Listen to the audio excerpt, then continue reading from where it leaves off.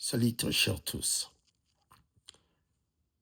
L'information a été relayée par les médias et confirmée plus tard par quelques officiels du département de Homeland Security concernant la pause de la révision, désolé, euh, de l'acceptance de green card pour certains réfugiés ainsi que ceux qui ont reçu l'asile aux États-Unis.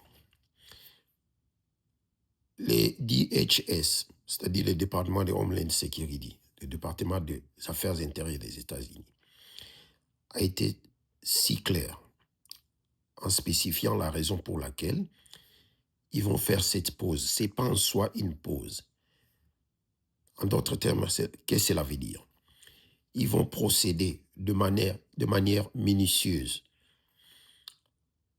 à la révision de demandes de green card pour certaines catégories de réfugiés ainsi qu'exilés.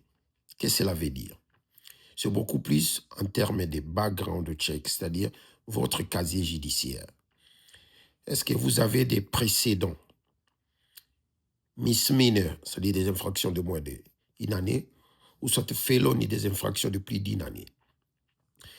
Si vous êtes dans cette catégorie, eh bien, il y a des possibilités pour les réfugiés ainsi que pour les demandeurs d'asile pour demander le waiver.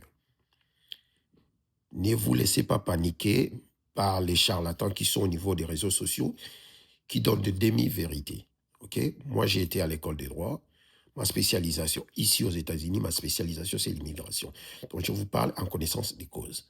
OK?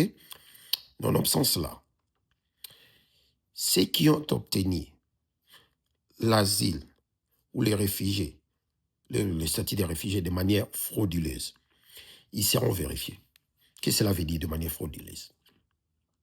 Il y a certaines personnes, en entrant aux États-Unis, ils ont dit modifier leurs identités, date de naissance.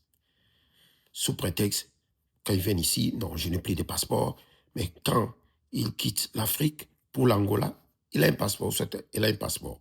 Curieusement, quand il arrive ou elle arrive aux États-Unis, ils n'ont plus de passeport.